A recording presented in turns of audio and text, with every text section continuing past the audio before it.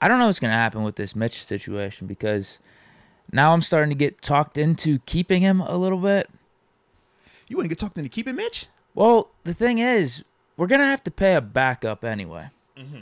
So if he's going to have this $10 million cap hit, if we cut him, we have $8 million in savings. That means there's going to be, no matter what, a $2 million dead cap because of Mitch Trubisky. And then we bring in someone else like a Brissett or a Dobbs. How much are they going to want? Are they looking for around $5 million? Because that's what Brissett's deals have been these last couple years. He hasn't had more than that. I so think right there. Yeah, Brissett's best deal was probably Indy a couple years ago. Yeah, 5. I think he got like 4.6 or 4.7 with the Browns. So if you combine Mitch's dead cap with whatever new backup quarterback we bring in, that's going to be around like $7 million. Yeah. So that's only $3 million in savings. Would we rather just keep Mitch? If you think Mitch is the better quarterback, in case Kenny goes down. I was literally going to ask, do you think Mitch is better than Brissett, and do you think Mitch is better than maybe – is Keenum's available this offseason as well? I'd take Mitch over both of them. Yeah. Okay. Those were the two big names I thought of off the top of my head. I have to look again. But, okay. Now, if you could cut Mitch and you get Dobbs for like $2 million and then you draft your third quarterback in like the 6th or 7th round, and that means you would probably save, a total of $5 or $6 million. That's a little bit more significant at least, where you could bring in whatever position you're looking for out there, free agent cornerback, who knows, another linebacker.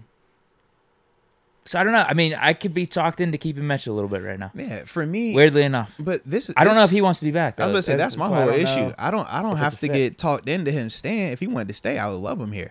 My issue is I don't know if he actually wants to be here, because outside of Mr. Rooney saying what he said, where have we had any type of like everything points to him already being ready to roll up out of this thing. So that's kind of why I look at it like that. But yeah, if he ever wanted to stay, man, of course it's a no-brainer, because like you talk about, the money makes sense. And when we're looking at the comparable backups, unless you're trying to draft a guy in the first round to be better than Kenny Pickett, unless you're trying to sign a free agent that you're looking to be better than Kenny Pickett, Mitch is the guy. Mitch is that perfect bridge, backup, safety. You feel confident in his ability, but he's not going to threaten Kenny in the sense of just him being here makes him look over his shoulder. So yeah, he does fit everything we want if he wants to be here. We just, based on what he said, remember, he regret the decision, decided too fast, fair opportunity and all that other stuff.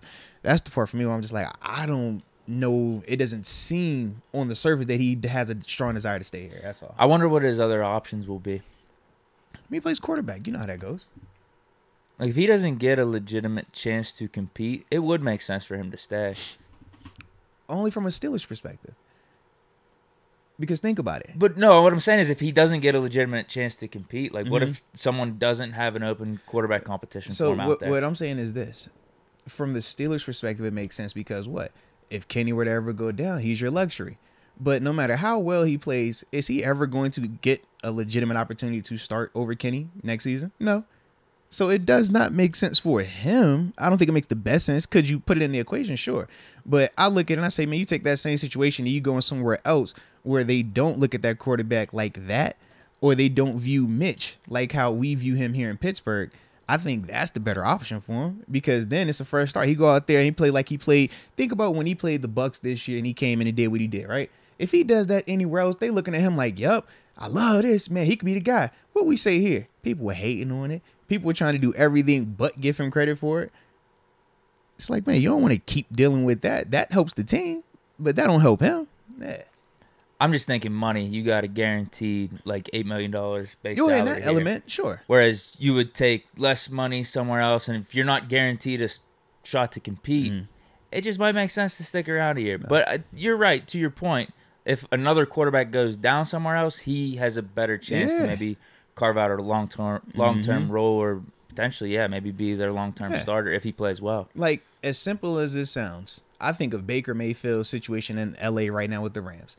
It's like, bro, this dude is looked at drastically different than if he were to be in Cleveland right now in any capacity, because he doesn't have any of the negative up there in L.A.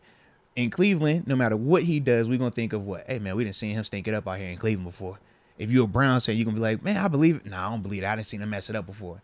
In L.A., they ain't looking at him like that. They say, hey, man, you know what? We like this. Hey, maybe you're the backup to Stafford. Maybe you push Stafford. Maybe you help us move on from Stafford.